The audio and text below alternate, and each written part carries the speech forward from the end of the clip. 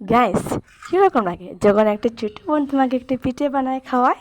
So আজকে same আমাকে আমার দেবী স্কুল থেকে এসে দেখলাম যে ও পিঠা বানাচ্ছিল বসে বসে, আর আমাকেও বানিয়ে তৈরি করে দিচ্ছিল। এইদিকে তো আমি আমার খাওয়াটা স্টার্ট করে দিয়েছিলাম, তবে আমি আমার ঘরে এসেছিলাম, মানে আমি আমার বাবার সাথে এসেছি, তোমাদের অবশ্যই আমাকে দেখেছি আমি কবে এসেছিলাম।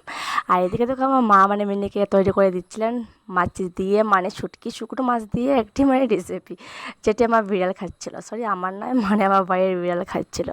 এইদিকে তো অনেকগুলো পিঠা বানাচ্ছিল, দেবী একাকে বানায়নি, আমার মাও ওকে মানে হেল্প করেছিলেন, যেহেতু আমি ওকে বললাম যে আমাকে অল্প দিয়ে আমি একটু মানে একটু তৈরি করে আমাকে দিয়ে অল্প ভিডিও করো। আর এদিকে তো আমিও বানিয়ে বললাম, তবে আমি আমার লং ভিডিওতে অবশ্যই একটা মানে শেয়ার করে নেব। আজকে যেহেতু একা একে বসেছিলাম, তার জন্য ভাবলাম এটা আমি শেয়ার করে নিই, ঠিক আছে গাইস?